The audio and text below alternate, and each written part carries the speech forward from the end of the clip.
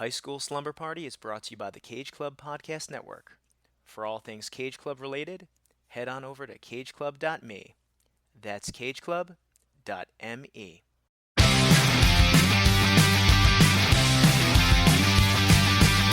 is out and it's Friday night. I'm all wrapped up and I feel alright. Palo Alto, Malibu. This is all we wanna do. I'm at the high school, baby, young. I'm at the high school, baby, young. I'm at the high school, baby, young. I'm at the high school. I'm at the high school. I'm at the high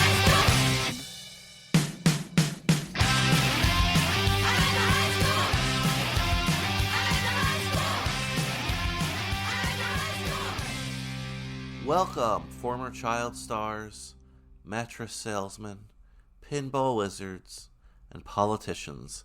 This is High School Slumber Party, the podcast where me and some friends look back at our teenage years through the lens of some iconic high school-centric films. I'm Brian Rodriguez, and the party's at my place this evening. But first, school is still in session, and we have some homework to chat about. This was your assignment, and I would like to see the results. First, of course, Happy New Year, everyone. 2022. It's going to be better than 2021, we hope.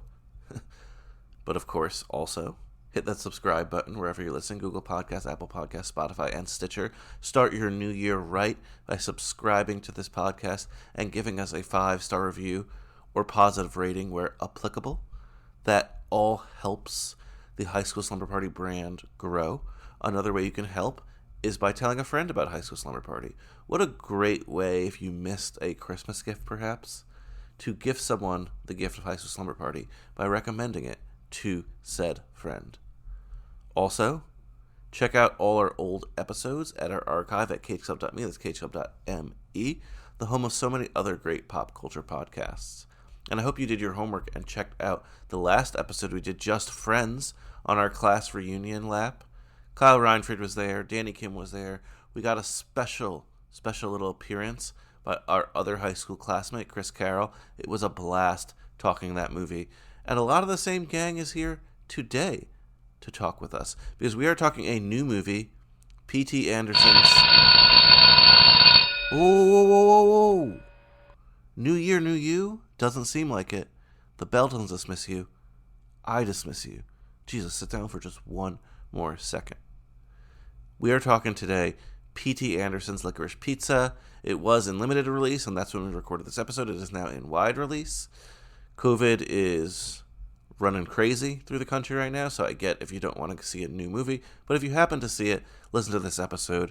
I bring it up because, well, this is a spoiler-filled episode. Also, just want to mention a couple other things. Kyle and Dan Kim are back for this episode, so if you like them on Just Friends, you'll like them here as well.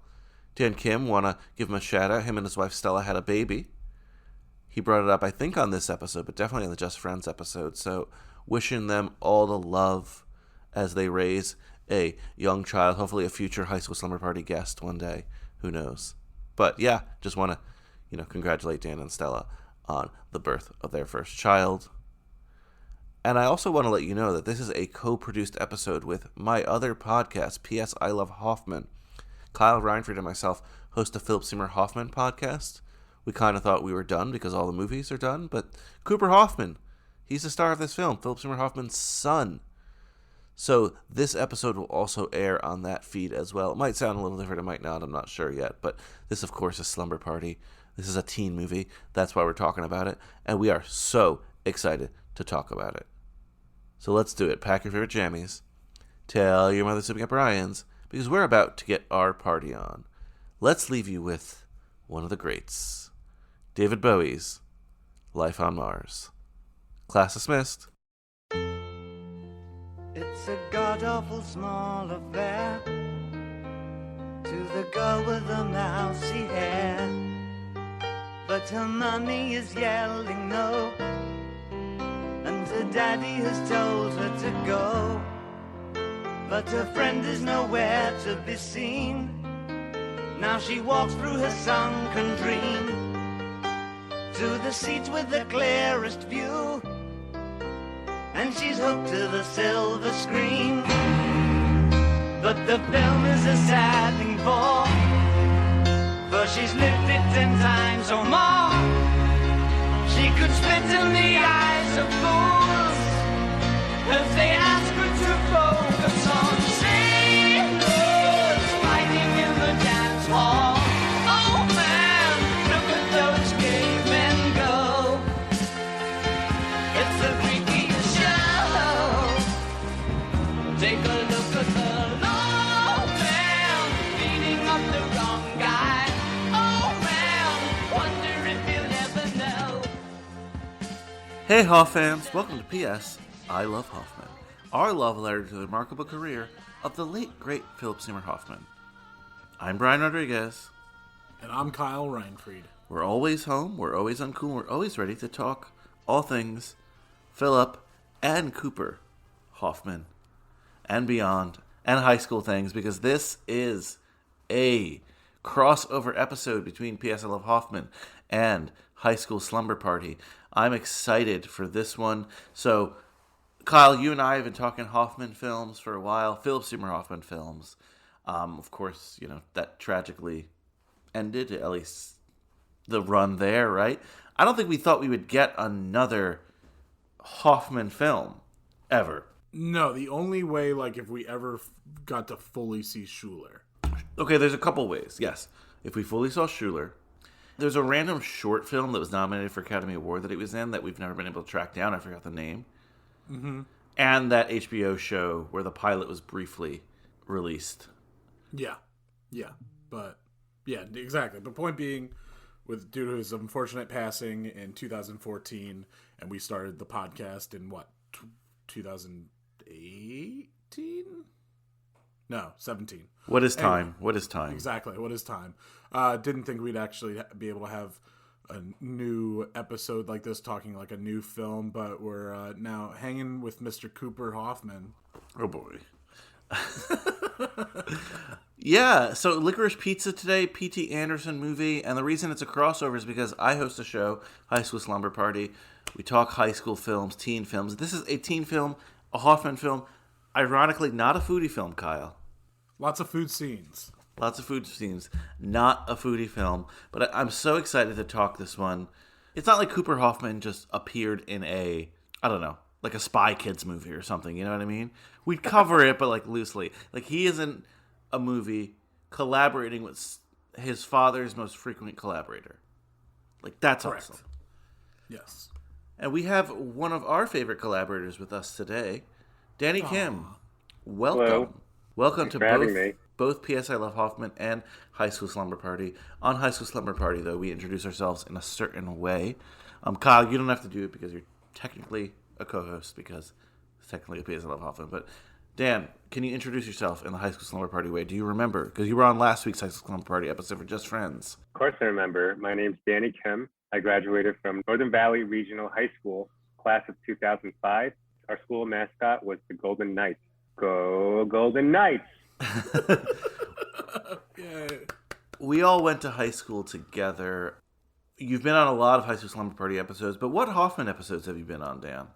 The Master. The Master. I think that was it, the Master. Yeah. I think you popped in on. Towards the I think you popped in on like a Still Hoffman one. I can't remember which one. Oh, wait. Yeah, that was. There was one we were talking, and you just no. Was that Hoffman? It was Still. It's still. You're saying a Still Hoffman. Yeah, we were recording it, but you were coming over to record Election, where we decided to record Just Friends, which you were just recently on, as Brian said, for High School Slumber Party. But yeah, exactly. Anyway. the long and winding road for sure. Yeah. I feel like this is a great gang to get together for this. Not again, yes, because of Hoffman, you and I, Kyle, and yes, because of the high school connection here, but also I know we've gone to the theater together to see at least one P.T. Anderson film, but the three of us, the two of you definitely, but the three of us, I feel like we've done a couple nights at the Angelica watching like more artiste films. Nebraska we saw, Alexander Right, Payne, mm-hmm. yeah. Which P.T. Anderson film did we see together? Did we see? Inherent Vice. Inherent Vice. Oh, yeah, we did see Inherent Vice together. Yeah. I feel like this is the group right here. This is my A team for a P.T. Anderson movie. And also, like you said, I mean, like high school buddies, and I think we all kind of, while we were watching movies before we all met one another, just like those formative years in the movies we were watching, grew our love for, dare I say, cinema at that time. Cinema, P.T. Anderson, Yeah. auteurs. Another reason that, Dan, I think you're the perfect guest today is that quite recently you moved out to California. And so many P.T. Anderson, so many P.T. Anderson movies, so many P.T. Anderson movies take place in like the Los Angeles area. I think most of them do, or at least California, right? We'll go through the list in a bit, but now that you're out there, I felt like we could get a little bit of insight because you were also there in the 70s as well, right?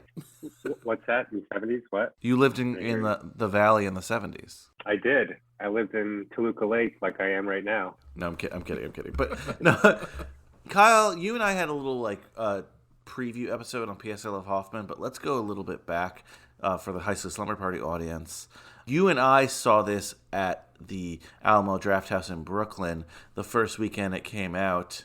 Awesome to see a movie together, especially post-pandemic. Was that the first post-pandemic movie we saw together? I think so. When I say post-pandemic, I don't mean the pandemic's over, guys, okay?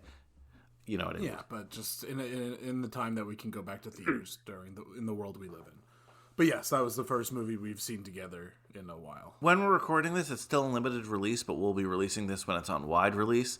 So far, it's making good money for what it is. It's getting pretty good reviews. Dan, where did you see Licorice Pizza? I watched it today at the Regency Village Theater, and surprisingly, it's the only theater in the Los Angeles area that's playing Licorice Pizza. I mean, I see billboards like all over the place for this movie. Even the famous Whiskey A Go-Go venue is covered in Licorice Pizza ads. Oh, cool. And, yeah, and it's just the one theater playing. And the theater is really nice. It's like this really old school Art Deco theater from like, I don't know, probably the 20s or 30s. I got there right on time. Like I got there at 12:30, and I was like, oh my God, I got to take a piss and buy some popcorn. And then as soon as I bought the popcorn, they started closing the doors, and it got like really dark. And it was all assigned seating too, so I couldn't find it's such an old theater and so dark. I couldn't find like the letters of like the number of my seats. So I just sat. All right, Larry. I just sat at like the first seat I saw, and it was fine. But yeah, as soon as there was like no trailers, it was just like boom, Licorice Pizza. I was like, whoa, and then the movie started right on time. That's awesome. So keep in mind, guys, it's not our usual watch where we're in our living room with a notepad or on our phone or anything like that. We're going to try to recall this from memory and from some notes I took from the order cards at Alamo Drafthouse. Yeah, thank God you saw this today, Dan, because I'm going to say this right now. It's a movie that just has such fantastic dialogue, and that's like some of my favorite parts, and just given that I couldn't, write it down, a lot of it is already escaping me, but I know I thoroughly enjoyed it. Mm-hmm.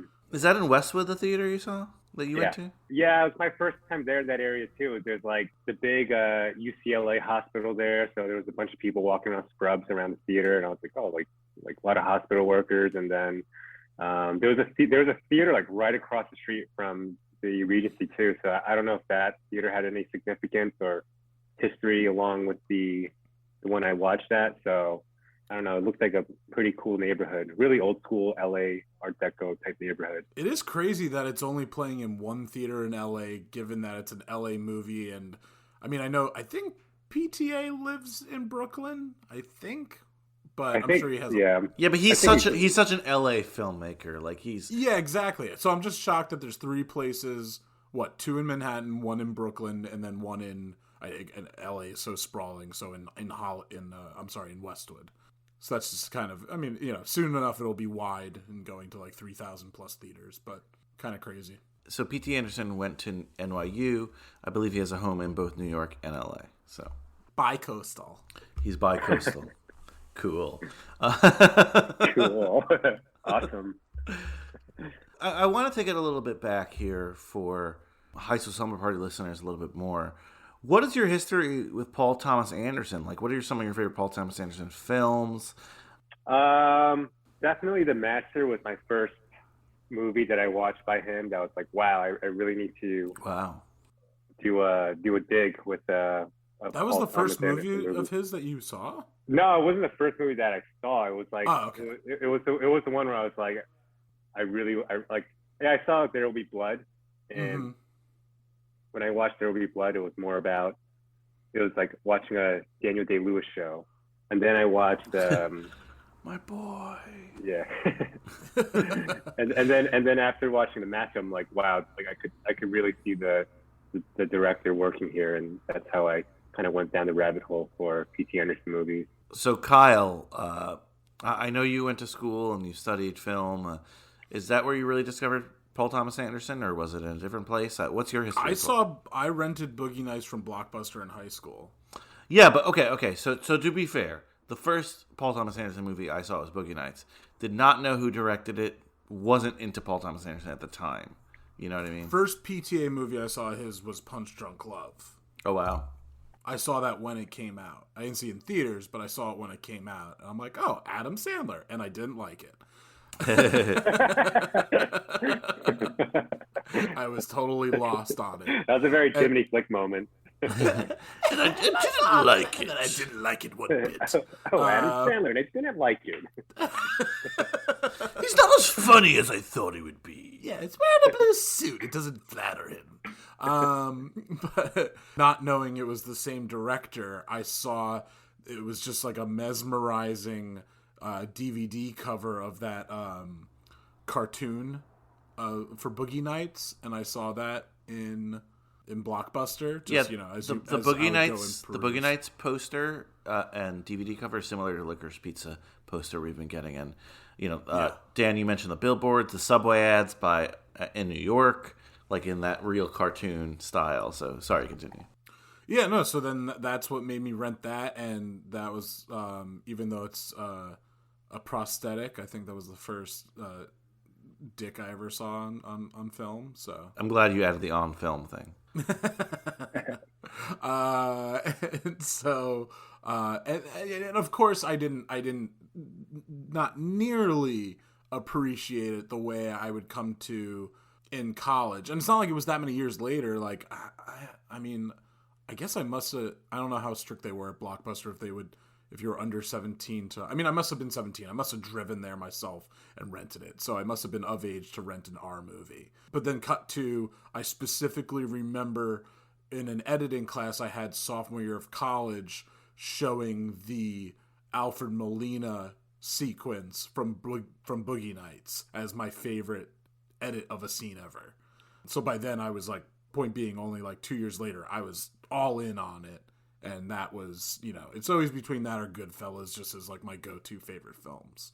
And the rest of the journey is, like then, I guess, watching Magnolia and Heart 8 during college, seeing There Will Be Blood during college, like, in the theaters. And then what's after that? Then being so psyched for The Master, and I was bummed because I was working in Kentucky on a show, and I wanted to see it. That was on 70 millimeter or maybe 65 millimeter as well as we got to see this movie, but at least it was showing in a theater in Louisville when I was down there, so I got to go see it down there. And there was a bunch of like old people, and I think a lot of veterans, because they thought it was like a Navy war movie, The Master. Oh my god. And I'm just like looking around the theater with the biggest smile on my face when it's getting weird and Philip Seymour Hoffman's getting jerked off by Amy Adams. I'm just looking around the theater just like really excited. Disappointed old people. And then we saw Inherent Vice together, and then Brian, did we see Phantom Thread together? No, I didn't see Dan, did we? You might have. No, I saw Phantom Thread at home. Oh, okay. Yeah, I thought that was a really good movie too. Maybe I saw. I must have said that's not a movie I would go see by myself. Maybe Manzi, but yeah, nonetheless, that's my journey. So for me, again, saw Boogie Nights as more of a '70s film, not like a PTA film. When did you see it? Either high school or college, Okay, yeah. I have to credit you though for getting me into Paul Thomas Anderson, because for whatever reason, after graduating college, you gave me a bunch of movies to watch from your collection, and two of them, Boogie Nights, it was just a rewatch, right? But also Punch Drunk Love, which I hadn't seen at that point, believe it or not. Because I was like, this doesn't seem like a funny Sandler. Yeah. And we talked a lot about Paul Thomas Anderson then. For whatever reason, you gave me like Jarmusch's like The Limits of Control. I'm trying to think of the other movies in that pack you gave me.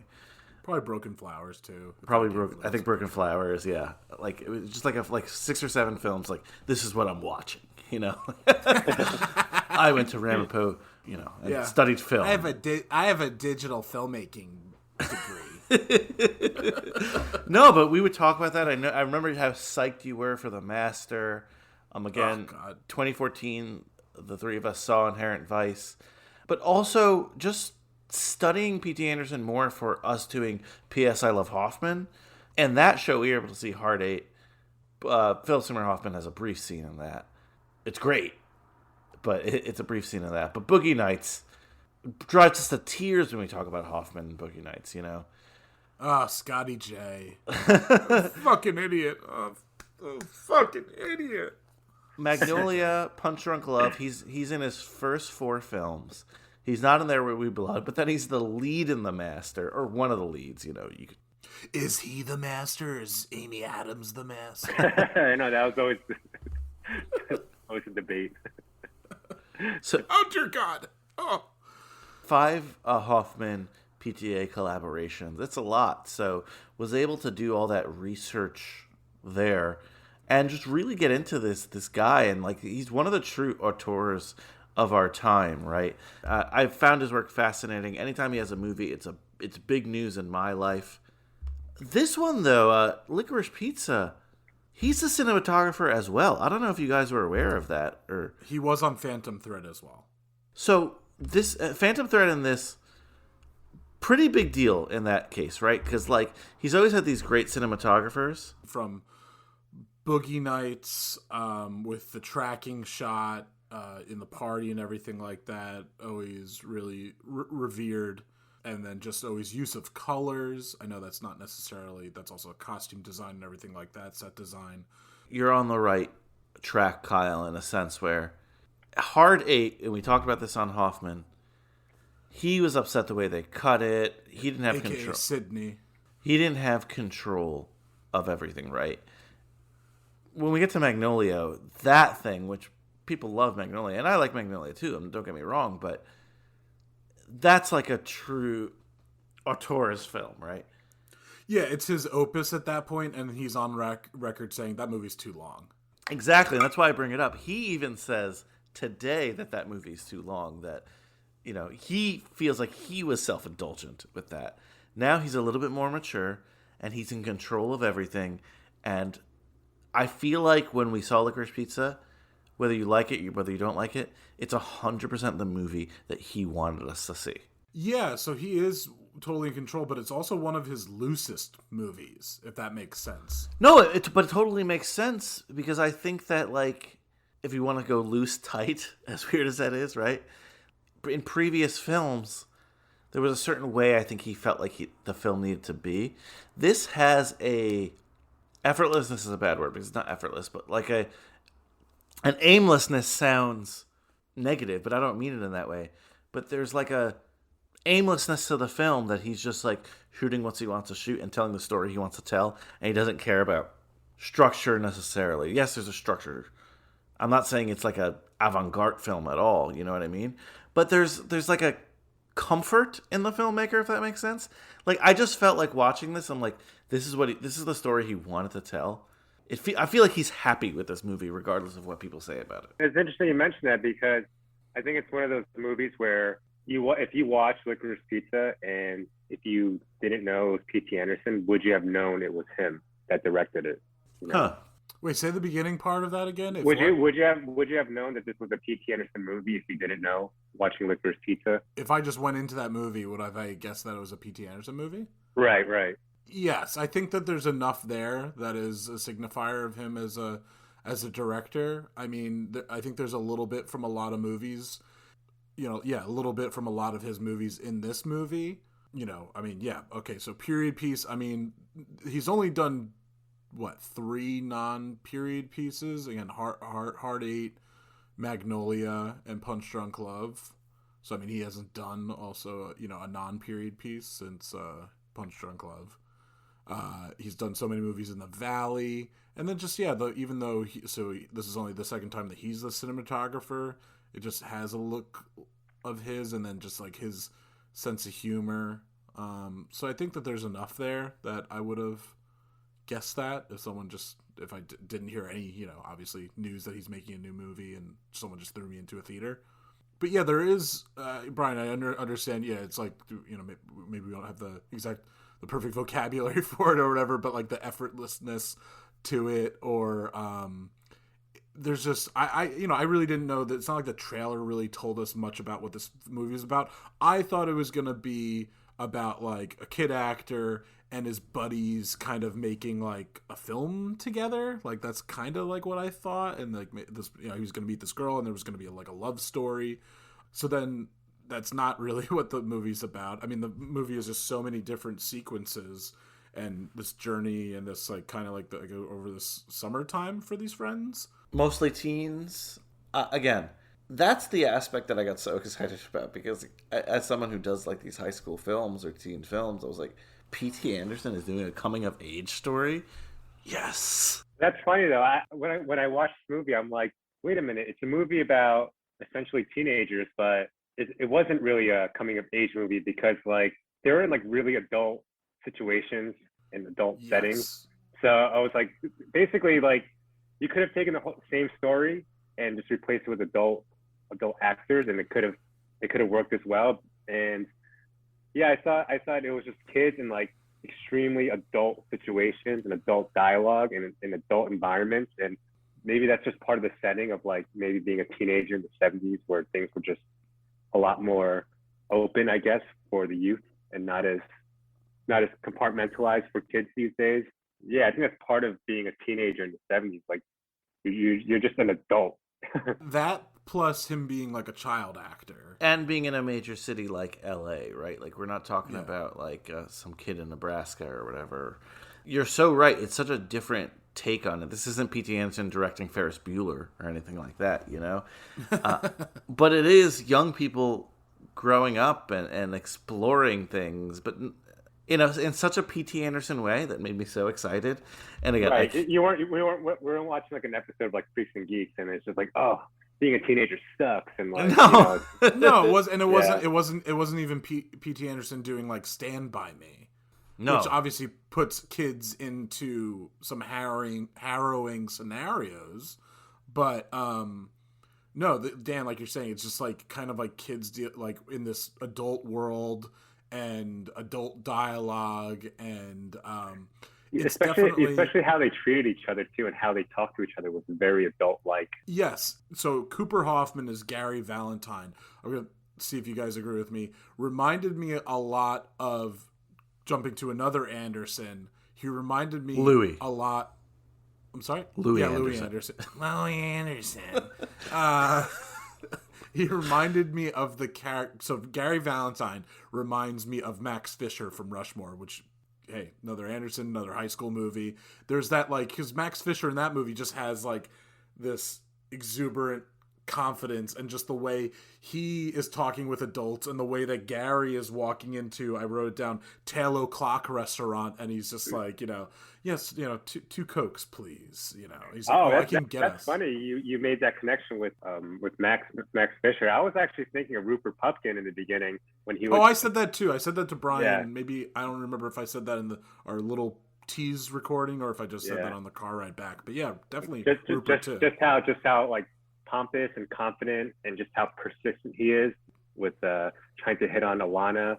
And yeah, a lot of it was just a lot of Rupert Pupkin in there, especially when he was like, oh, the Japanese food is magnificent. But to me, and that's what brought it, like, this is still a coming of age movie, this is still a teen movie, because, and we'll talk a lot about Cooper Hoffman here, but his character is still a kid masquerading as an adult. It is masquerading, but just thinking about the overarching story, like, I think it's interesting that his 15-year-old character of Gary Valentine, I feel like is a bit more, he's still definitely learning a lot. I mean, he's 15 years old, and he's jumping from, job to job in a way, but he's a bit more sure of himself, or like, or just a little bit more in the world than Alana, who's like 25. But that totally makes sense to me as a teenager, because like you're a little bit more cocksure as a teenager than in your mid-20s. Your mid-20s is like one of the shittiest times in your life. But it's cool as hell, but it's also like there's a lot of mental struggles there, right? You're not of like, oh my god, I thought I was going to be this. I'm not this. I'm this instead. You know what I mean? But when you're a teenager, like the world's so open for you. And I think he does in a lot of scenes, again, act like this adult. And when I say act, I don't think it's a facade to him. He believes it, which is, again, more teenage to me. No, that's even, hey, like, I mean, and this is not me, like, picking on you, but you're one of the few people that, like, I remember, like, in high school that would wear a blazer or, like, a corduroy jacket. Like, I do like my corduroy. Like, yeah, you love your corduroy. But there is, like, a little something to that was just, like, you know, more mature or whatever than, you know, wearing skater shoes and shit like that. At least pretending Typical, to be. Like, you know, wearing the MVOT sweatpants and shit like that. So, is it only in 70mm in theaters? I believe so, right? I think all of them are showing, yeah. So it was awesome watching it that way. You're a film guy, Dan. Do you appreciate the 70mm? Yeah, I do. Absolutely do. For this one, I couldn't really tell a difference, but I really felt like the saturation of the colors. Like I don't know if it was like a certain stock of film that they were projecting, but it totally worked for like the setting of the 70s of the story. Definitely. I thought the look was really great in that respect. I mean, P.T. Anderson is just, I mean, literally was a student of film and just such a student of film in the way that, like, Tarantino is. That Tarantino never went to film school, but they just watched tons and tons of movies. And so I love how I know when I go to a P.T. Anderson film that I'm going to get some of the most beautiful close-ups of our characters that you can ever get, and this movie might be the best yet, which again isn't something, I mean, that's something that you see. One of his biggest influences is the late director Jonathan Demme, who would do that amazing. If you think of, I'll go to his most popular film of all time, arguably Silence of the Lambs, and you think of the beautiful close-ups we get, you know, those really tight head shots, face shots of our lead characters. And in this one, it's just even, maybe it's not the most, like I was just saying, but it also seems and just really on my mind because this was just the most raw of like actors and characters, because we get to, you know, again, I mean, the actors are pretty equivalent to their ages of the characters, but I mean, I think when Cooper Hoffman was filming this, I think he was around 16 or 17. 16, 17, yeah. We'll definitely talk a little bit more about the cast. But just point being that, like, but, you know, like, I mean, he is, you know, 16, 17 and imperfect and has, you know, like, and then that's what we also loved about his father, and just, you know, was not your typical Hollywood leading man, but Cooper at this age with acne and, you know, and both of them not with perfect teeth and just, I don't know, they're just eclectic looking, and it just works so well for that time and the story, and then just put that on 70mm close-ups. Gorgeous, absolutely gorgeous. I want to talk a little bit about production before we get into the cast. Now that a little time has passed since we've seen the movie, Kyle, there's a little bit more production notes, which is great. So there's two really inspiring moments for Paul Thomas Anderson when it comes to the writing of this film, right? So the first one, around 2001, PTA was walking by a junior high school, and he saw one of the students nagging one of the female photographers. And that's always been a prompt for him to write something, apparently. You know? Okay. So that's obviously happens here, right? Yeah. A great inciting incident. Yes. But I think the one story that's been shared more than that is that this is based on a lot of stories from Gary Goetzman, who is Tom Hanks' partner at Playtone. You know, Playtone is like his film studio. They've done a bunch of stuff. But he was a child star. He was in the film Yours, Mine, and Ours with Lucille Ball. And basically he told like PTA all these stories about his life. And he's like, oh, I want to incorporate that. This dude, before like partnering with Tom Hanks and making some of the greatest movies of our time, he, between the child star and that, he actually did start a waterbed company and a pinball company. So that's directly taken from his life. Do you think he got some money for this? Who knows? The dude's probably rich anyway, but I think that's super cool. Because that's like, that's a true writer, right? Like taking like two things, putting it into one like awesome story. And then the title Licorice Pizza, a lot of people have been confused by that because it's not in the movie. It's like a term for a record. And it was a record shop in California at the time, a chain of record shops. But again, doesn't it was bought out by Sam Goody, which, I mean, none of them exist anymore. But oh, Sam Goody. But as we said, right, like doesn't appear in the movie at all. That's interesting. Brian, I did read a fun fact that you'll appreciate this, and your slumbers will appreciate it. Fast Times at Ridgemont High had a scene at a Licorice Pizza. Oh, that's cool. I like that. Other than that, not a lot of background on the movie, so we'll just jump into the cast, right? And we'll start with Cooper Hoffman, Gary Valentine. We've talked about him the entire time. Kyle, you and I have mentioned this too. This was out of nowhere, casting him in this film, because he's never been in anything else. We hadn't heard that he was interested in acting. He's younger than we even saw his father be in any film. And as we watched, we both said the same thing after. Yes, there's a lot of his father in his acting, but there's a lot of things that he does completely different to him. His mother obviously grew up in the industry as well. So I'm fascinated with his performance. So what do you guys think of his performance and his character and just like, being the son of one of the greats here, Philip Seymour Hoffman? Oh man, I didn't realize it was his first movie until I looked it up right before I came on here, and I thought he was really good. I thought he was just like, he was so natural with with his acting, like especially the first scene where he was so persistent with hitting on Alana. Like that just took me back to, like I said before, like it was like watching Robert De Niro do Rupert Pupkin. That's awesome. King of comedy. Yeah, how about you, Kyle? Everyone in this movie is captivating, but yeah, just given his age, the first performance he's giving, I mean, I'm just like absolutely in love with the idea of, I mean, it obviously existed, that PTA directed him, but just, so again, the 5-film collaborator with his father, but just like, oh, I wish I could have just been a fly on the wall and just heard like words of encouragement, or just how he, how PTA handled that scenario, and just dealing with, him being the son of Philip Seymour Hoffman, this rawness that he obviously must have, just being such a young and, first time acting in anything, I believe, obviously, feature film and everything like that. But I don't think he's made any cameos in anything or anything like that. Maybe at most, a student play. And yeah, just seeing him on screen, and again, like I said before, just the imperfections of, he's gonna be compared to his dad, just in the sense of, maybe whether they look alike, or just, the fact that they're both actors and everything like that.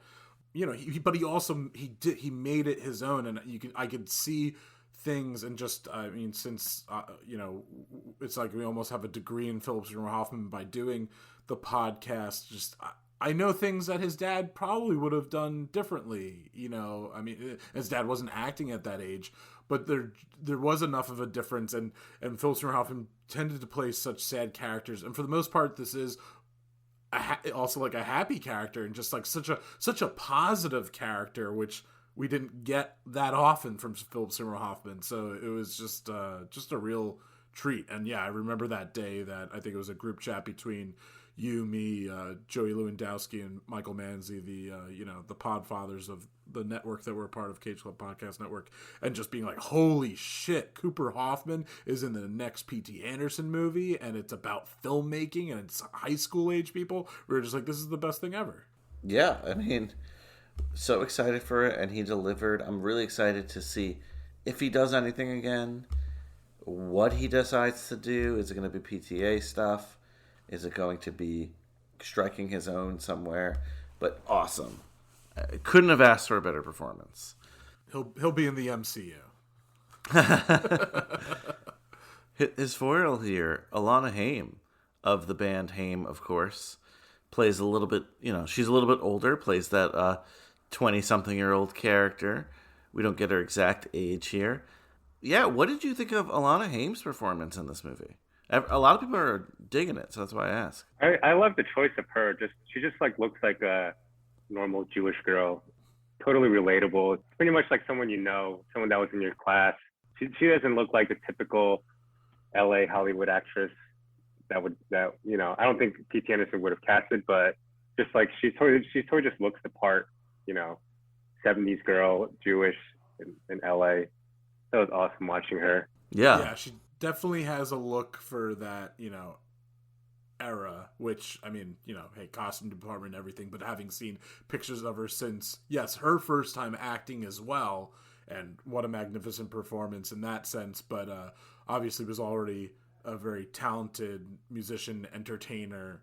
By the way, I always said Haim as well, but then I was like listening to like reviews and people were saying Chaim, and I'm like, Chaim? Oh, oops. Yeah. Alana I even Chaim. wrote it down phonetically. I put like hi but I always said Haim sisters. So, yeah.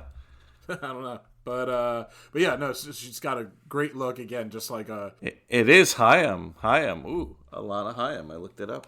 This is not me trying to pick on anybody, but just just imperfections and all, which again kind of goes back to just, I feel like come the 70s, like late 60s 70s, we got more like very natural looking actors all around, female and male, and so it's just like a welcomed look for this film, I think. And then because then you get you're traditionally more like Bradley Cooper as John Peters, or Oh with my a silly god, haircut, but amazing. Oh my god, yeah, no, it's a great cast. People are just cast so well. I didn't even realize Sean Penn was in the film until I started watching it. I forgot that he was in it. I remember seeing him in the trailer and being like, "Is that like like it was like Sean Penn like when he's on the motorcycle and he kind of looks like the Joker because of his grin." And we'll probably talk about that scene, but the Sean Penn Tom Waits scene is amazing. I did want to bring up Bradley Cooper, though, because he plays the film producer John Peters, who actually did date Barbra Streisand at the time. Weird history, because not everyone in this movie is based on a real person, but he is. Well, a lot of people are based on a real person, but he is playing the actual name of the person. Okay, yes, fair. Yeah, like he is playing John Peters, the actual producer. And this guy, if you look at his Wikipedia, insane Wikipedia, film producer and hairdresser, a lot of sexual harassment, allegations against him. Ironically, Bradley Cooper directed the new Star is Born film. It's not that new. What was it, 2 years ago with Lady Gaga? Yeah, it was like 2019, yeah. Yeah, and John Peters had a producer's credit on it because he was a producer of the Streisand one, which is funny. And there was kind of a dispute there, and then Bradley Cooper ends up playing him. It's just, yeah. Streisand. Yeah, Streisand. Streisand. Awesome. That's, oh God. That's such a fun role and such a chaotic moment. That reminded me a lot of, because this is a pretty light movie. There isn't like the stakes aren't incredibly high. It has such odd moments. Like, I mean, like Gary does get like arrested, but it's just a really brief moment of mistaken identity. But just the moment of John Peters, so yeah, Bradley Cooper, that reminded me closest to a more high stake moment, but like Alfred Molina and Boogie Nights, even because of the placement in the film that it was. I agree. It's definitely the parallel there. I skipped this by accident, so apologies. Chaim sisters, all of them are in the film because and the parents, yeah, and her parents. I was just going to mention the entire Chaim family plays her family in this movie. Her character is named Alana as well, so you could tell. I'm pretty sure Paul Thomas Anderson wrote the role exactly for her to cast the whole family. You know what I mean? Yeah, he probably had many delightful Sabbath dinners with them, and the dad is great. Like they're all great, actually. So happy to see that. Yeah, some great dinner scenes with them. or interactions with them and a great dinner scene with them. So I just want to mention a couple other people. This is like a long, sprawling cast. Benny Safdie plays Joe Walks. Benny Safdie, of course, of the Safdie brothers, Uncut Gems. He's that mayoral candidate who I found out is a real candidate, like a real mayoral candidate who was a closeted gay man. So that's a true story, like what came from there. With the same name or based off of? Same name. Oh, wow. Okay. Joe Walks. Isn't that crazy? That is, yeah. We got to see him act in Good Times, which he was co-directed with his brother. And then I think I said on the brief episode we did, he's also going to be in like the Obi-Wan show or something like that. One of the Star Wars shows. So we'll be seeing more of him on the screen versus just behind the camera. But yeah, he was good in this movie. That was, if I was going to say, like, that part of the movie kind of like slowed it down for me. I don't know how you guys felt about it, since this is a movie that jumps around a lot, or I shouldn't say jumps around a lot, just has much more like just like journeys in it and like segments kind of. It was gearing up, and then that kind of moment like lulled for me a little bit. I actually liked it. I didn't mind it. I thought it was an interesting segue because we started to invest in her character a little bit. She just wants to get out of her environment. Yeah, no, that makes sense. Yeah, for her character development, for sure, yeah. I thought it was paid off really well. Because she's kind of like seeing the guy that got her the job. Not really, but like there's a potential there. But like when the candidate calls, she's like, oh, I can upgrade this a little bit. When she goes out with him and doesn't really go out with him, I liked it in a sense because I thought it was paid off well. Just to round off the cast, though, Mary Elizabeth Ellis, we know her from It's Always Sunny as the mom, if you will, Mama Anita, she's credited as. Thought she did a really good job, too. Yeah, as Gary's mom, yeah. Gary's mom, yeah. We get some cameos, right, from like John C. Reilly as one of them. Yeah, Dan, did you catch that? Oh yeah, the Frankenstein. As Munsters, as Herman Munster, yeah. Yeah.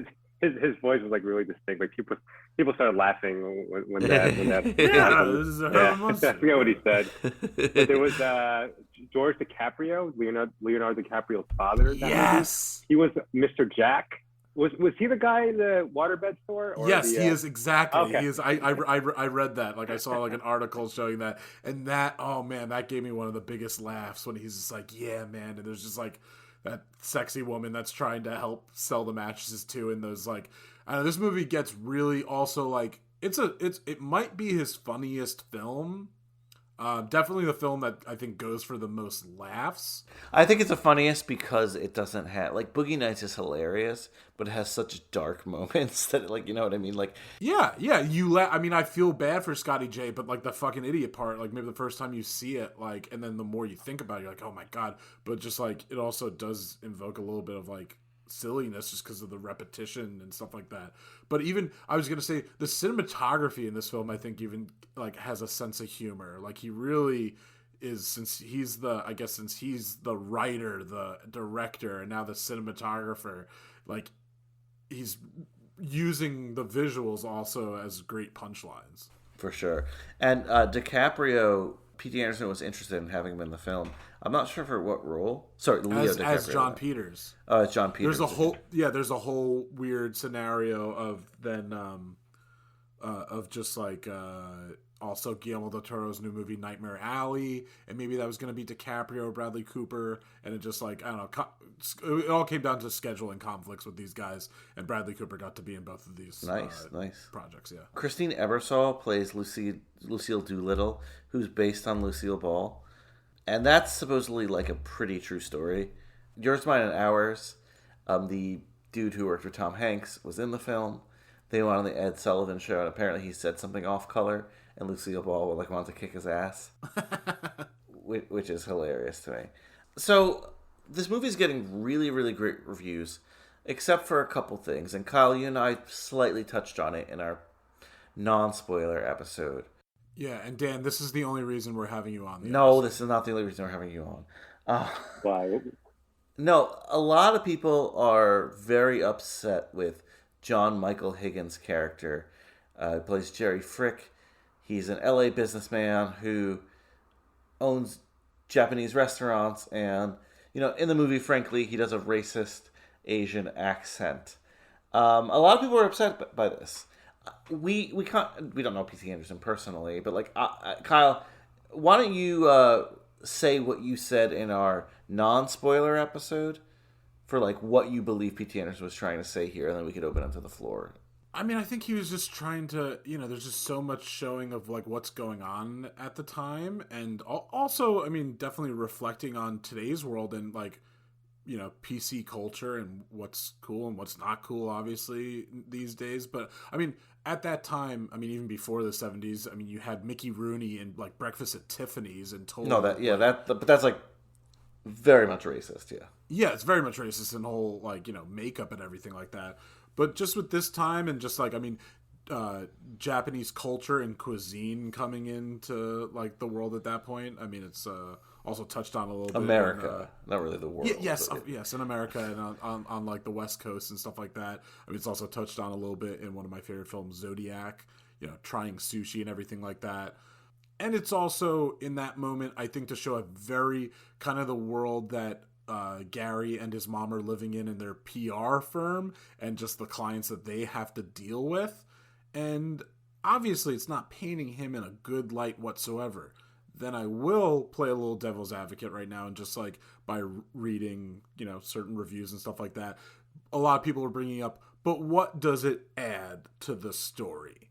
Like you get obviously I'll just, since I mentioned the director before, I'll bring up Tarantino again, and in a movie like Django Unchained and using the N-word throughout it, obviously very uncomfortable and a horrible, horrible, horrible word, but is used, lack of a better word, appropriately in that movie or necessarily to a little bit of storytelling. Like, yeah, like in this movie, what does having that character and then doing that, horrible, accent or just whatever you want to call that, what does it add to the movie? So that's what I'm reading also as, like the argument for it or against it. I mean, a lot of people are talking about this. I think when it goes to the wide release, that's going to be something that people will knock the film for better or worse. Dan, what was your take on this? Yeah, when I saw that scene, I was kind of like, oh, is this scene supposed to be funny, or is it just a reflection of what time was back then, like what people were like back then? But I don't think it was, because like it happens enough where it's just like kind of ridiculous. Like it's just like, even to the point where he's like, oh, I don't even speak Japanese, I don't know what I'm talking about. But like me personally, I didn't think it was funny, not because I thought it was racist. I just simply just thought it was like it was just like a corny. It was just like a very corny moment in the scene, in the movie that I thought didn't really contribute to the whole story. But like that's okay though. Not every dialogue and scene has to contribute to the story. But yeah, I think it would definitely be a point of conversation for for people or Asians who might get upset at that scene. But I didn't think it really added anything to the story. I didn't think it was funny, not because I thought it was racist or anything, but like Kyle said, it could have been, just another way to show how people were back then. They definitely doubled down on it, and when he came back, I'm like, please don't let him do that voice again. And of course he does. Like, again, to show him as like, oh, these are the kind of clients they're dealing with in their PR firm, because that's the whole thing. Like, he's selling himself as this like actor, but he's not really doing that much. And then pretty much the only acting we see him do besides that bit of stage stuff, he's automatically there. Like, Maya Rudolph gets a cameo. Obviously very famous in her own right, but wife of Paul Thomas Anderson, first movie that she's in of his. And in that exchange with her, so right away, like, oh, you're huge. Like, you got big. Like, you're no longer like a kid actor. Like, most likely this guy is not going to have a successful acting career. At least that's what I got from this movie. So just seeing then his ventures in PR, and then as a waterbed mattress salesman to pinball arcade.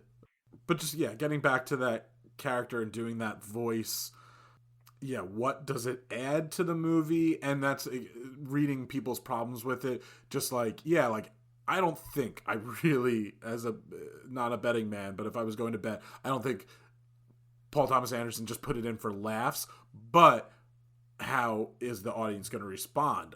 Are more people just going to find it funny? Because then that's not right to have in the movie. But I don't know. I would love, I guess in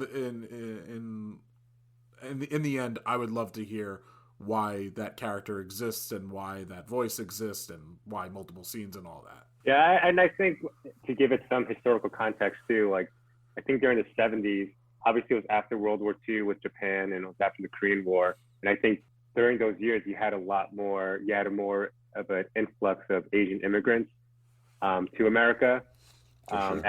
especially after those wars. So I think like maybe, especially during those early times of immigration, maybe like the racism towards Asians was a lot stronger than it was today. I don't know. That's what I'm guessing. I mean, just the character is horrible, and the fact that like the second time we see him, he has a different Asian wife.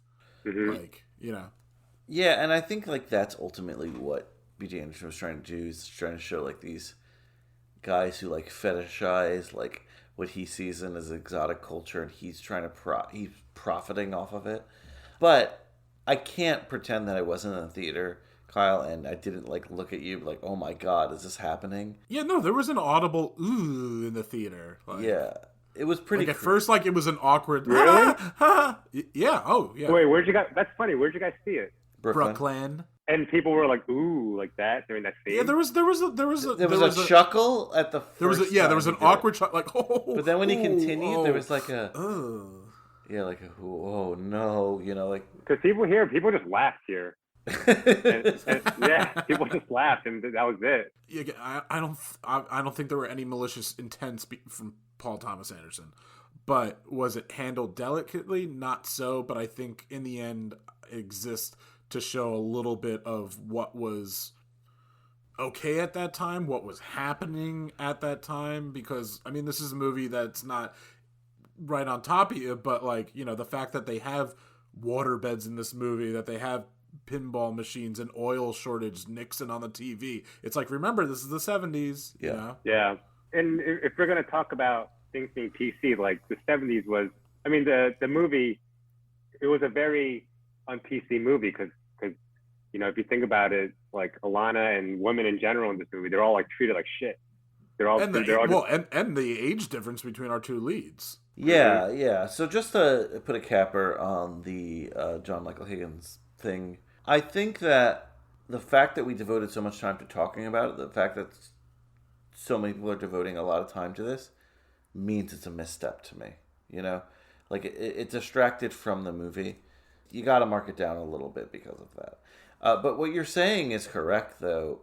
Yes, the way women are depicted in this movie, I think it's as accurate to the time. And I think we're supposed to look like Alana, the fact that she's like parading in a bikini for the opening scene and she's like, I'm the manager or whatever. Like that's, you're supposed to feel a certain way about that, Well, that, and then I'd say the second most awkward exchange in the movie is when Gary brings her to his agent. Is that what manager? Yeah, that's a great scene. And the whole Jew nose thing, like that, definitely. But that also, again, is very reflective of the time, and in a bit of a way, he's commenting on what still exists / what is a topic of conversation in today's world. And ironically, you're saying women are treated horrible in this movie, but it is really, I think, the first movie of his. I mean, Phantom Thread, it's Daniel Day-Lewis, but that actress had a predominant, I forget her name, forgive me, but she had a prominent role in it. But this really is like co-leads, and then it kind of, like Brian, like you're saying, the second half like becomes definitely more her story. Yeah, I don't think women are treated horrible in the movie by P.T. Anderson. I think he's No. I think he's depicting women being treated. No, horrible. Right. For the setting, for the time in like the 70s. Yeah, definitely. Yeah. No, yeah, I know. I'm not saying that P.T. Anderson treated him horribly, but I'm just saying but then for the movie to be about that, and it's interesting. I mean, this is his 9th feature film, and so that we have definitely co-lead, if not the lead of this film, is Alana Haim. Haim, yeah. But the other thing with her and him, in terms of Alana and Cooper Hoffman's character, Gary Valentine, is the age difference in the romance. And that's something I think you and I touched on a little bit in our non-spoiler episode, but we can touch on a little bit more here. They never really consummate it until the end of the movie, and not even consummate it in a sexual way, you know?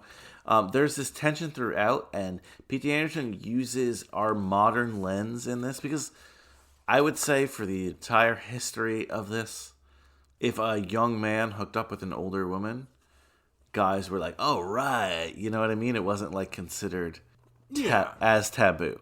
Let's just be frank about that, right? Yeah, whenever you heard a male student sleeping with a female teacher, it wasn't, in the end, obviously disgusting and illegal, but it was always like much more of a fantasy, I give air quotes to this, than like the other way. But I think P.T. Anderson uses our more 2021 lens with that. Specifically in that scene where they're both on the bed and you think that they might do something. And they kind of just like touch briefly. She's asleep. He touches her. Yeah, which is, again, ups the ante in potential creepiness, right? Yeah. But he touches her, but it doesn't go beyond that. No, it goes into his teenage fascination of just like when she then drops him off and then comes back and is like, you want to see my boobs? Can I touch him? And then he gets slapped. Like, it's just, that is just the age of the perv switch. Your testosterone is, it's not excusing anything, but that's like what's incorporated into this movie. Like, that is the immature, as mature, again, air quotes to it, as he is, and he's talking with adults and having adult language, he is still a 15-year-old that hasn't seen a pair of boobs yet. I did not feel that she was like grooming him at any point in this movie, you know? If anything, she's avoiding him. Her main goal is to get out of her situation, which I think is always a good goal for a movie character.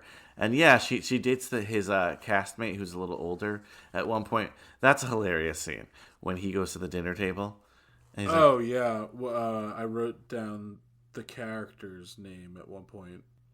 Oh, Lance Brannigan. Lance Brannigan, yeah. And I like that guy. He's a good actor. He's been in a bunch of stuff now. And like he's like, oh, I'm an atheist, you know, at the table. And it's like, come on, man, just lie for a second, like just to make the conversation less awkward. Oh, and then that exchange outside with the "Show me your penis. What kind of penis do you have?" Yeah, what kind of penis do you have? Yeah, Kyle, like that scene, that whole penis dialogue scene. That was a scene, like you mentioned, how he uses the cinematography humorously. Like you can see the camera panning back and forth, like as if you were like a direct audience, like, oh, like what is he gonna say? What is she gonna say?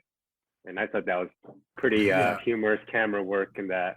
That was one of the bigger laugh scenes. I loved Lance in that movie, like how he introduced himself on the airplane. Oh, his outfit! Isn't he wearing like the turtleneck with the blazer, right? And he speaks Spanish. What did he say? Like "Cómo estás?" He's like "Bien."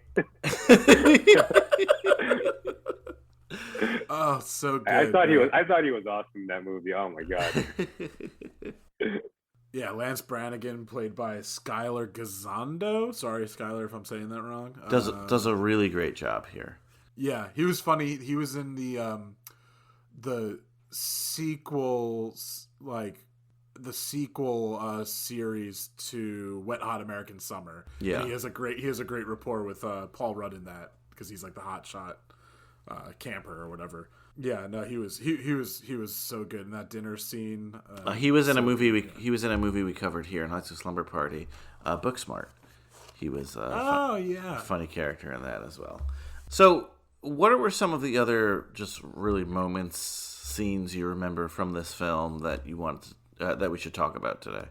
I felt like Alana's character, she was somebody who was like you said, trying to get out of her situation. That was her main goal, but her process of doing that was she's basically attached herself to a man or an occupation, and every situation she's in, she just ends up being somehow just used as a prop or somehow exploited. Which I think is very typical of the era of the 70s. So Right. Yeah, let's just break down. When we meet her, she's going around holding a mirror for students to look at before they get their class photo. That's how we meet. I mean, the beginning of this movie, we first meet Gary Valentine in, he's fixing his hair in the bathroom, and then like someone throws like a cherry bomb right in the toilet. And then, so it's just like, okay, adolescence at its purest, just boys being boys, and like, I don't know, cherry bombs. I feel like at least in like pop culture when we were growing up, we're still just like such a big, like a Bart Simpson kind of thing.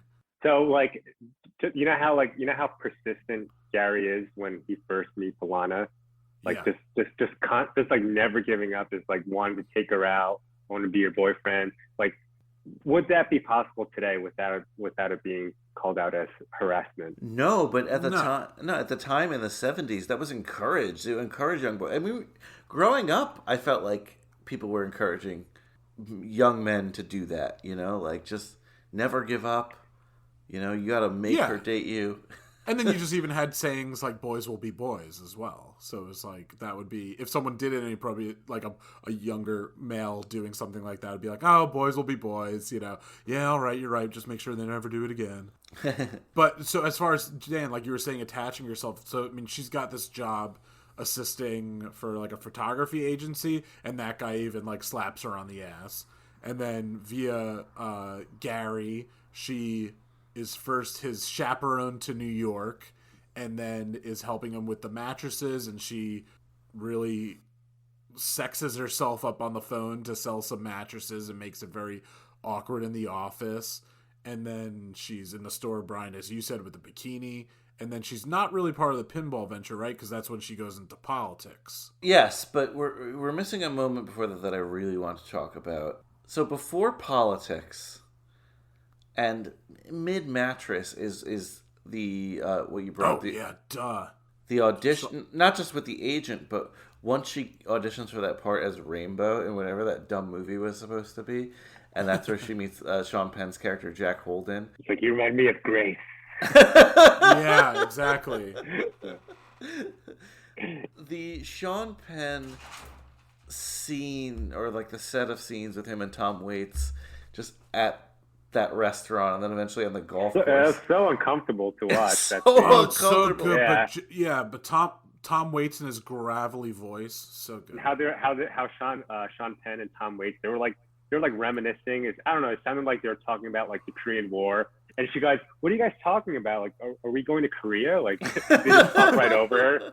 Well, that's the whole thing. So he's so it's Jack Holden, but that's supposed to be William Holden. Theoretically, yes. Yeah, and then the movie that they're mentioning in that, they're using like the war dialogue is exact dialogue from Bridges at Toko-ri, and that there's a play. They mention another movie like Bridges at Toko-sai or something like that in this movie, and so it's just another moment. Like, it's because again, while I thought it was going to be a movie a lot more about movie making process in that time, I think that's maybe even like one of the earliest like assumed plots like was or something like that. But point being, you have this old guard of William Holden, and I forget what director he's supposed to be, and then you kind of get like Bradley Cooper at that time.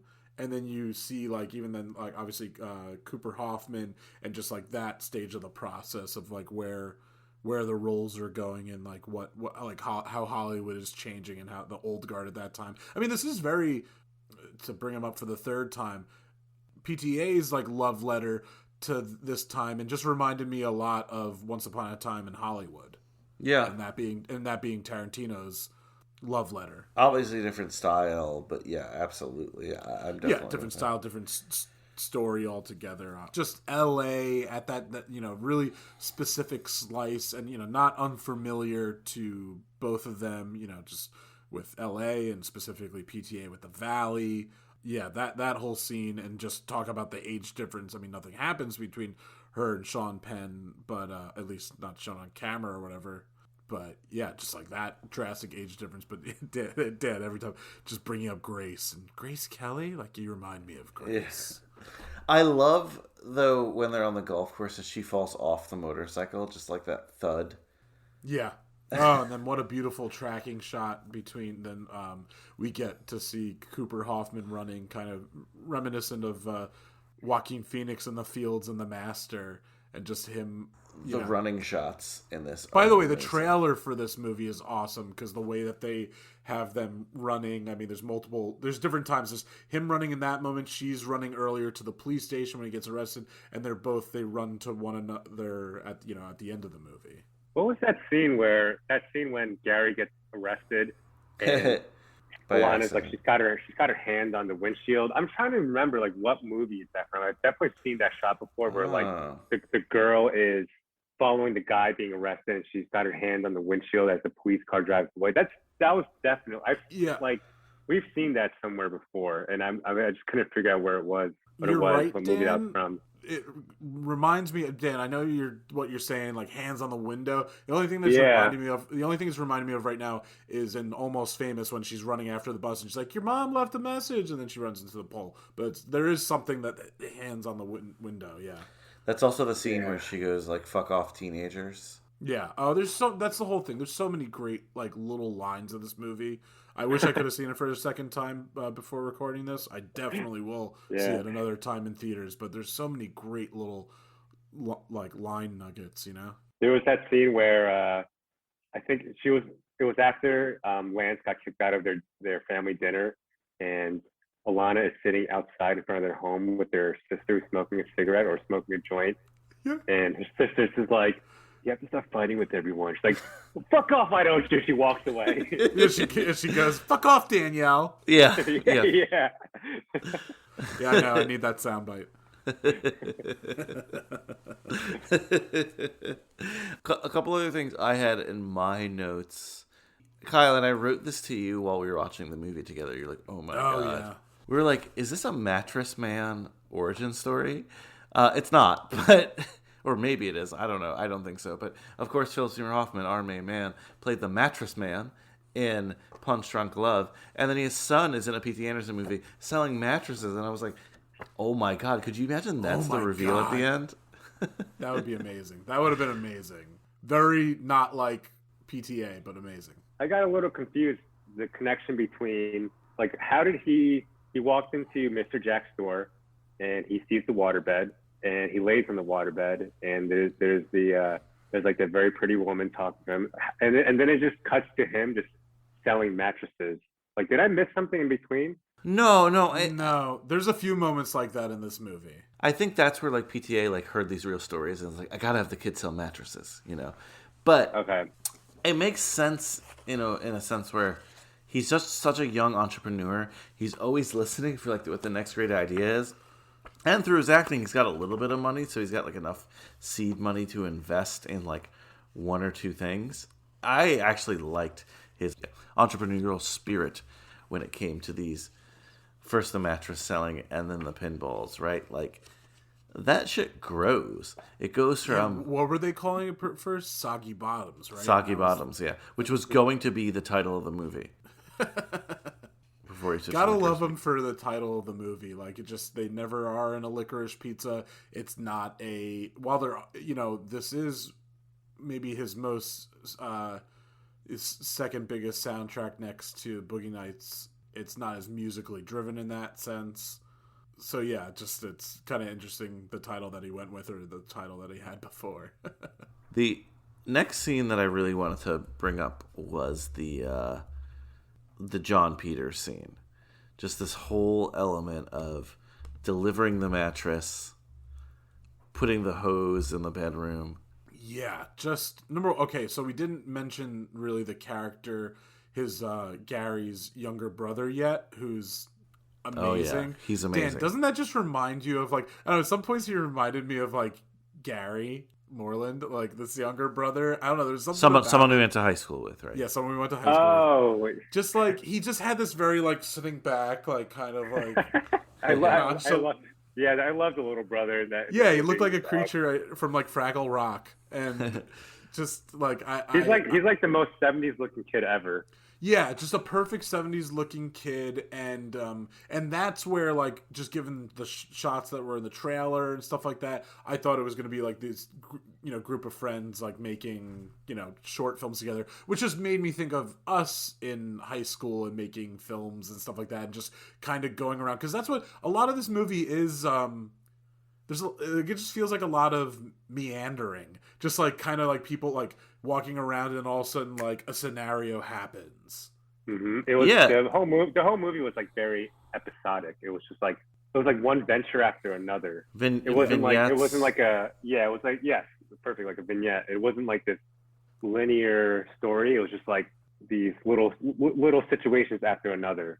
Yeah, well, it just felt like things like all of a sudden we're just watching like them in their summertime, and just like one day maybe you'll just be like by the pool, the next day it's going to be like, oh, like let's ride our bikes to over here and see what's going on. That's what I meant by like aimlessness of the film. It's not that he's like not trying, but there's not this like linear. It's linear in a sense that it's like chronologically linear, but it's not linear in a sense where we're like constantly progressing to something. There's a series of vignettes. And I know you want to talk about John Peters, but before we get into like that specifics of that scene, this film again reminds me of a lot of his films. The three it reminds me of the most is Punch Drunk Love, because of its the biggest love story. I mean, I guess you could make an argument for Phantom Thread and the weird love story that's going on there, and even parts of The Master. But Punch Drunk Love, like, these are definitely his two biggest love story movies. And then Boogie Nights for the 70s-ness and the sprawlingness of that. But then Inherent Vice, because I feel like this has a lot in common as far as decisions and storytelling, as the same as Inherent Vice. I feel like in Inherent Vice, there's just like that transition from the 60s and 70s and conspiracy and pot. And so like that confusion there, that fog. And I feel like P.T. Anderson, I know that's an adaptation from Thomas Pynchon or whatever, Pynchon book, but I feel like he tries to make this meta moment that we're just as confused as Doc in that movie, as Joaquin Phoenix's character. So in this movie, I feel like the movie, like between its scenes and its storytelling, is almost as like meandering and like on its own little journey as our characters are in the movie. Yeah, I like that. But to get back to John Peters. No, but because John Peters is just like another adventure. I think a lot of people thought that in this movie, how could I put it? That Bradley Cooper's third build, I believe, and they thought that he was going to be a larger part of the film. But I think if you know P.T. Anderson, like, no, like, that's not necessarily going to happen, right? Like you said, it's like similar to the Alfred Molina thing.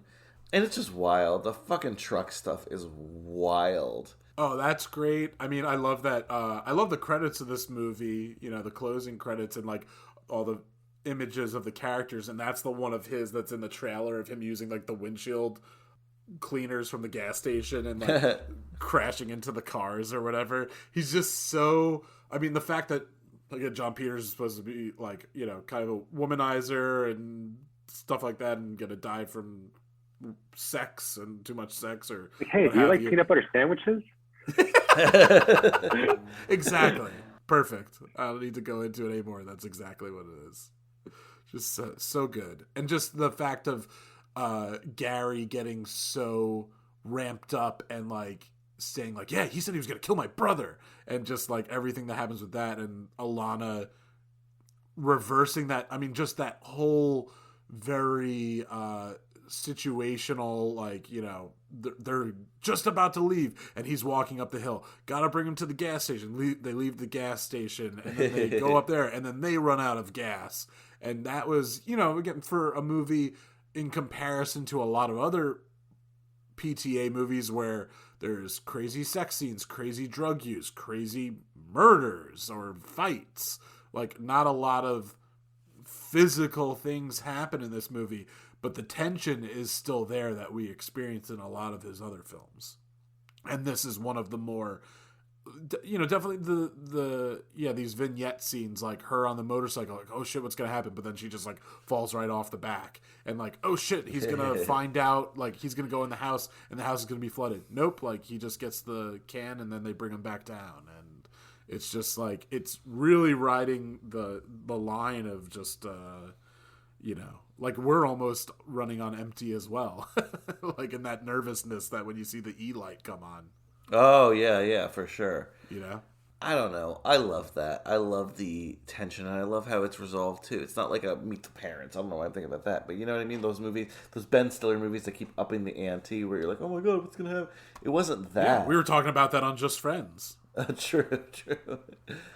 The last major vignette we get is the one we talked about, where Alana decides to work for the mayor and kind of just like better her life. I love she's like, I'm a politician now. Yeah, that's good. Yeah, that scene was intense because the fight and the argument that they got into, it was almost like that was like as adult as it can get. How Gary gets in the car and she's like, "Don't start the car, like you drive away," like it was a very adult situation in that scene. Just the way they were arguing and fighting, and how he's leaving, he just drives away. Yeah, because when she's working for this politician, it's a scene I mentioned where she goes to the restaurant. And under the false pretenses of it being a date, and then she's just the cover up for his partner and him. Which I thought the interaction between the partner and her after they left the restaurant was like, this is an unexpectedly great moment, like a great scene. Oh, it's just such a great exchange, yeah. Yeah, that's why, like, I know you had mentioned that, like, there was you felt some lulls during this, but again, it just felt like it was building up to something with the Bradley Cooper moment, and then we kind of like went back down the hill. Yeah, it's like a different episode of the show. Yeah. No, totally. Yeah. We get this, whether it's a friendship or a romance, it's really hard to say. It's a little bit of both in this movie, but when he gets the tip, he opens the pinball thing. And he just misses her, and he's just waiting for her to show up. And I think we've all had those moments where we just want that person to come through the door, and then they don't come through the door. And yeah, he's even taking his anger out, like he's like throwing a little kid out. He's like, "Yeah, you stay out," like he's just like having his own. And I love he's wearing that all white suit. It's so good. He gets it tailored just for the event. Yeah, with the pink shirt. I love how as a 15-year-old he can just open up these stores. And I don't know if that maybe that's another thing that was, I don't want to say easier back then, but things were just more within reach economically. I don't know. Oh, no, they definitely were. They definitely were. I mean, so he, I'm sure he has some spending money from these acting gigs that he's had and stuff like that. But I think the way they present it, I mean, the fact that he even says like that his mom is his employee in the beginning. And it might be just talking or whatever, but clearly they got this PR firm, and then it's the Rupert Pupkin in him, yeah. Well, it's the Rupert Pupkin in him, and then it's just like I feel like a word or a phrase that was used a lot of the time, like they were all like latchkey kids in a way, Yeah, but you could definitely at the time get away with. There was lower threshold for starting a business, and certainly the money wise, right? Like my father. In the 80s, opened his first bodega with money he had under the mattress, cash that he had saved. You know what I mean? That's not even feasible today, right? Like, so I think I'm glad you guys brought it up because I think a young person watching this would be like, how can they open a store like that? But back then, it really wasn't that expensive. The landlord to open. Was probably like, can you just give first and last month's rent or whatever? No, essentially, yeah, no, exactly. Like, it wasn't that crazy to be able to... No credit card checks and I'm not saying a kid was able to do it like that because but he again we know he's a little bit more adult, but there were certainly I remember I had an uncle of mine who like it was a little bit of in a condescending way, and he's like he was like, when I was your age I had opened my own store already, and I was like 24, and he was talking about that, yeah again just back then it was a lot easier to do that kind of stuff. I don't want that to take away though from how just enterprising this kid is, because he hears an idea and then it happens, Yeah. That's hard to do even for an adult. And I think it's super cool in this movie. The one other scene that also comes to mind as far as like a favorite one, and it's a totally different vibe than all this other, like some silliness and stuff like that, is earlier in the film when he discovers, when he's like grabbing another food scene, grabbing hamburgers with his mom, and he's like, "Oh, can we go home with them or whatever?" He sees her with Lance Brannigan, and when he calls her, just that awkwardness. Oh my God, that was his father in that moment. Like that was just so good, and just the way he looks at his brother and holds up his finger to his mouth. She's like, "I hear you breathing." It was just like, I mean, I saw like a mashup of him on the phone and Philip Seymour Hoffman on like phone scenes. Like one person did it to obviously the like Mattress Man, and then there's that phone scene from Happiness. Imagine he goes, "I'm such an idiot." Yeah. It was just like such a good such call. so good. That scene really stuck out to me too. Yeah, also like the way it's shot, like how dark his home is. And both the siblings are watching TV. I love that part too. Yeah, exactly. The mirrored siblings, but the young brother just like always looked like he was like a little stoned or something like that. He was just such a perfect 70s kid. Yeah, exactly. You ever watch that cartoon F is for Family? Yeah, exactly. He reminds me of the little brother, and it also takes place in the 70s too, like same era. Yeah, that's the Bill Burr animated series on Netflix. Oh yeah. The only other thing I had was just like the ending when they end up finding each other. It's super dramatic with the running, right? It's really romantic in a sense. And again, I don't know if it's romance in the purest sense or a friendship thing, or they need to be together in whatever way. I know he kisses her, but for him, it doesn't just end there. He brings her in and he introduces her as Alana Valentine, like as if they're married. Wife. Oh no, yeah. Oh yeah, he does say Alana Valentine. And she's like, "What the hell?" I still love that too. It had a little bit in that moment to think of a great auteur filmmaker's love story. It reminded me a little bit of Eternal Sunshine of the Spotless Mind. Like, are they just going to kind of keep going at it at maybe this like in a way failed relationship? Oh, you might be right about that. We don't know. We don't know how it ends. We say on High School Slumber Party, right? Like, there's very few teen sequels because, like, in the end of the day, are you really rooting for the high school sweethearts to be together forever? Is that the most healthy relationship? Definitely a lot less these days. But yeah, who knows how it's going to end? It just like, I think the movie is about the moment, though. The fact that they did come together, they did realize how important they are to each other's lives. And for a P.T. Anderson movie, one of the most positive ones, too, right?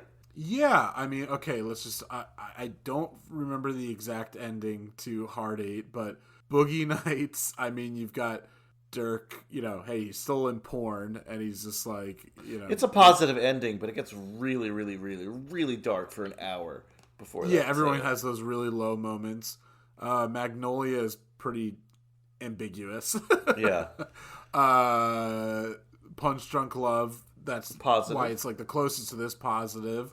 There Will Be Blood, I mean, just probably the most tormented character. Yeah. I'm finished. Tragedy. I wouldn't call that positive, yeah. The Master's not positive. The Master, the greatest last line of any movie. Now stick it back in, it fell out. Yeah, not positive there. What are we missing? Inherent Vice? Inherent Vice. I guess it's positive. He solves the case, but things are resolved. But no, there's still a weird thing with him and his and Bigfoot's relationship, and then I forget the girl's name in that movie. But Shasta. Yeah, Shasta. Yeah. And then, actually, cut to the two Daniel Day-Lewis movies. Those are the most, like, fucked up endings. Because it's like, I'm finished and There Will Be Blood. And then him just accepting, oh, she's poisoning me and I'm into it. I'm into it. That's exactly how he delivered the line, too. Yeah, I know. Me and Danny Day. Danny Day. No, nobody has called him that ever. That's horrible. Let's get to our awards then. So on High School Slumber Party, we give out awards. We didn't really give them out on Hoffman, but I figured this is a crossover. We might as well do them anyway. Yeah. All right. First question we always ask on High School Slumber Party: who was the movie made for? Who was the intended audience for this film? You think? I when I was at the theaters, I looked around like the audience, and I thought it was made for like people who grew up, came of age in the 70s, people who were in P.T. Anderson's generation, and kind of like, because it did have a very nostalgia quality to it.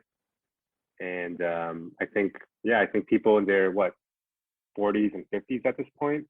I think that's who it's made for. Yeah, I could see that a little bit. I definitely agree with that. But also, I think it's made for people like us who are just P.T. Anderson fans or fans of these kind of movies, right? Like, it's rewarding in both senses. I think if you like the 70s or you're from the 70s, you're going to get a kick out of this. But I think if you like especially the visual style of P.T. Anderson, you're going to really enjoy this movie as well. What about you, Kyle? I agree with both of you, and then I'm just trying to find, I wish I could find this that one article that I kind of brought up on the shorter episode. Point being, it was showing a lot of the people that were going to theaters to see it were in their 20s and 30s.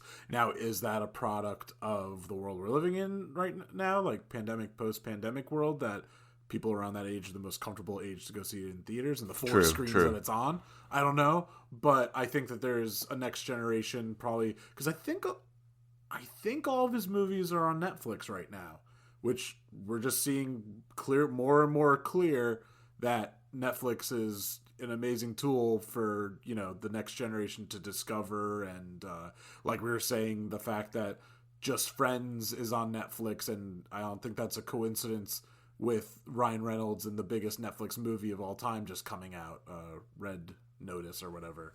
So yeah, I think, point being, I don't know. I think it's a movie that's kind of made for everybody. I don't know about everybody, right? But I think it's like, trying to think. No, okay, yeah, not my fucking dad. I but Kyle, that's not that insane for you to say, because your dad is a man of the 70s. You know what I mean? Yes, like, no, I know. So in the no, end I of the could. day, What I meant by people who grew up in the 70s, like I could see like someone like our father's age, like I could see like Lee Farrar watching it and be like, exactly. I drove that car. Exactly, 100%. Like going on a fucking half-hour tangent of that car. It's like, just watch the fucking movie, please. Can you? Right.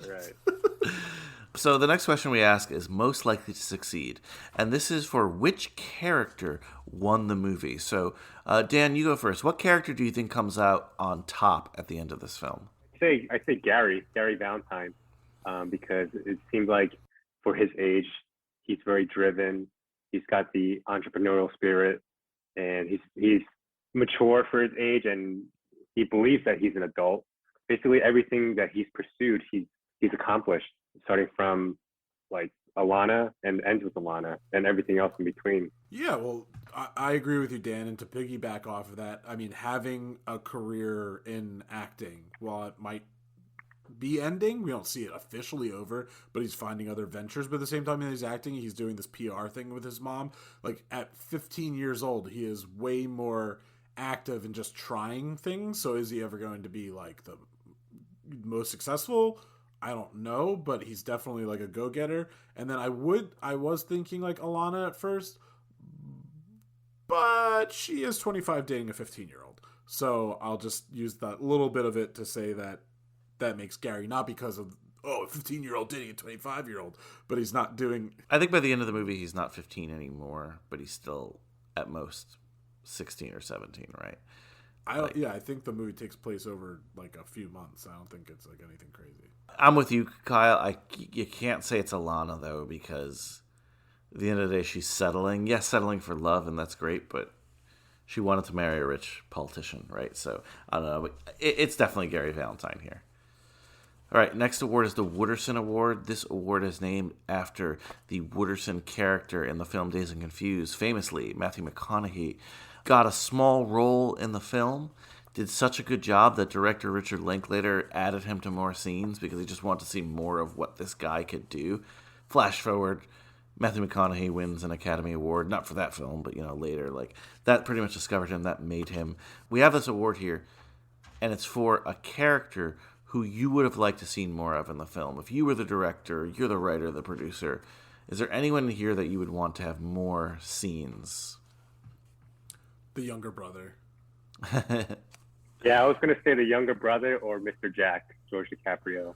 Yeah. but his role in the movie, like just that one scene, was like perfect. It was like didn't need any more. It was just enough. So good. Yeah. At first I was like, is that Mark Maron? Like, there's he's in more and more films and playing fucking weird roles.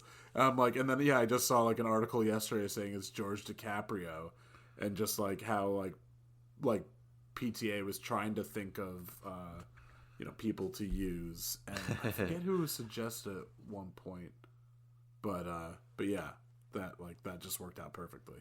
Our next award is the Long Duck Dong Award. Maybe appropriate for this film today, but Yeah. and it's for a character whose omission would make the film better. Famously in 16 Candles, there's a character Long Duck Dong, very racist. It doesn't have to be a racist thing, but it might be today.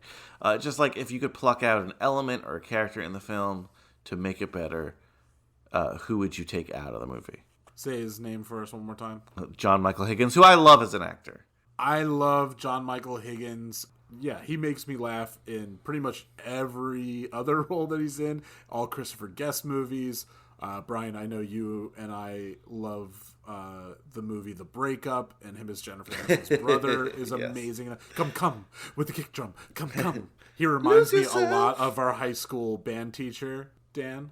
Mm-hmm. And but in this movie, I don't know. Yeah, just really him being in 2 scenes and then doing that horrible accent.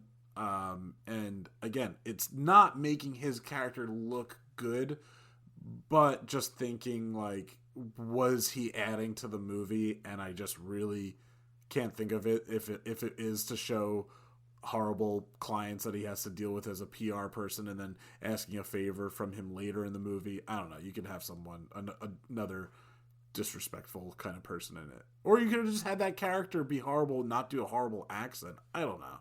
But yeah, so John Michael Higgins. How about you, Dan? Someone different? No, I'd have to agree with that. I think it's pretty straightforward that it'd be him to omit. I don't think it's that scene was a big deal, but I think the unfortunate thing is it's just the attention that it's getting. I think that's really unfortunate that they're like, oh, that scene is, people are really focusing on that instead of the whole movie. That's exactly why I agree, and I kind of see where P.T. Anderson is going with this, but the fact that we are talking about it again just takes away from so much greatness in this movie. Yeah. Which is kind of crazy that that's being not that it's not deserving, but like it's overshadowing like what we were first hearing as far as the age difference being the biggest controversy. But I think that helps. Like, there's no sex scene. It's not throughout the movie. You know what I mean? It's a kiss at the end. He might be a little bit older. He's probably legally of age at that point. Who knows what it was in California? You know what I mean? It's not as in your face.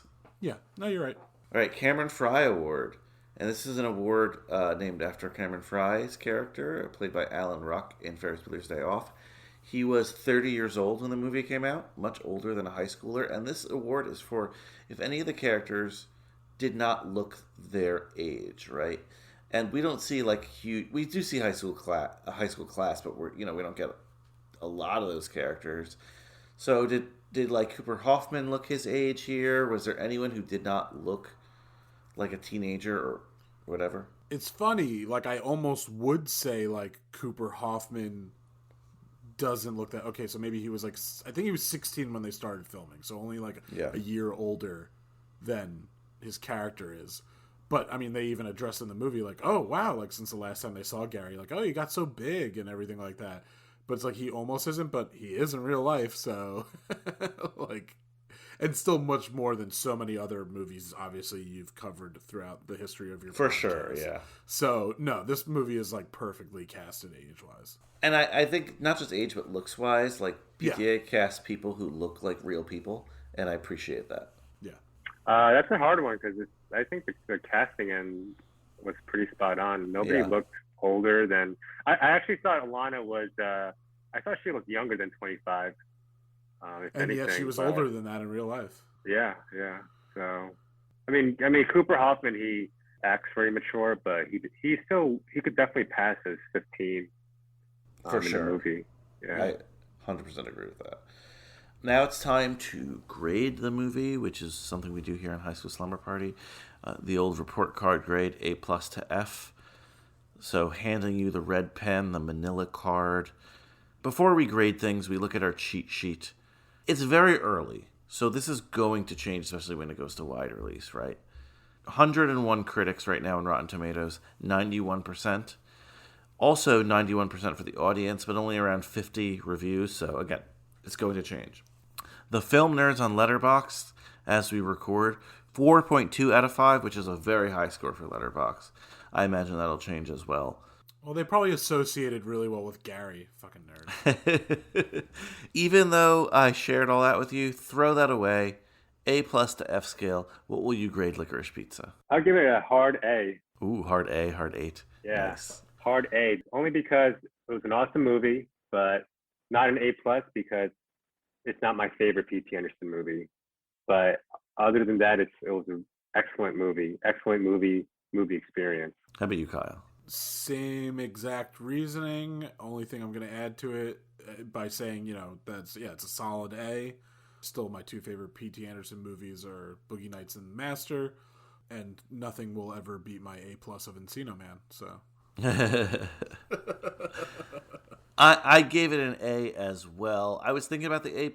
It's hard for me to give a movie an A+ without some time and not watching it again.